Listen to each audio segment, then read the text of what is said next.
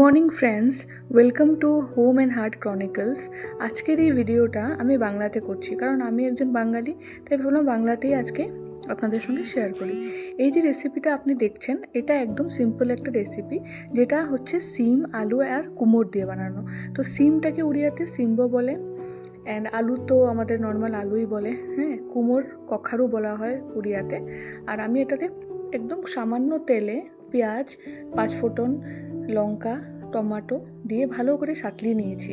মানে যখন পুরো মশলাটা, যেই ইনগ্রেডিয়েন্টস যেগুলো আছে আমাদের মশলাগুলো, ওগুলো একটু নরম হয়ে যাবে, তেল ছেড়ে দেবে, তারপরেই আমরা একটা একটা করে সবজি দেবো। আমি প্রথমে আলু আর কুমড়োটাকে দিয়ে দিয়েছিলাম। ওটা একটু টাইম ভালোভাবে ফ্রাই হওয়ার পরেই আমি সিমটা দিয়েছি।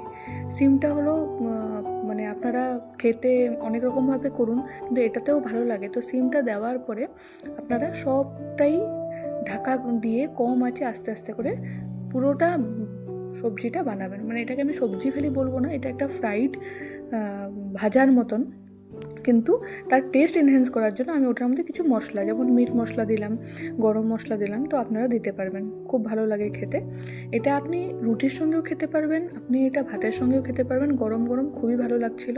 আমি তো রুটির সঙ্গে সার্ভ করেছি, কেন কি রাত্রিতে এখানে আমরা রুটিই খাই বেশিরভাগ।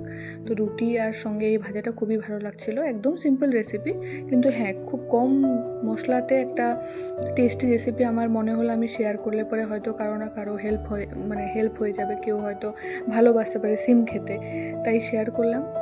আর দেখতে ভালোই লাগছে, আপনারা দেখতে পাচ্ছেন অনেকটা। মানে আমি একটু জল দিয়ে দিয়েছিলাম লাস্টে, কেন কি একটু জল জল হয়ে থাকলে সবজিটা রুটির সঙ্গে খেতে ভালো লাগে। আশা করি সবাই ভালো লাগবে দেখে, চেষ্টা করবেন।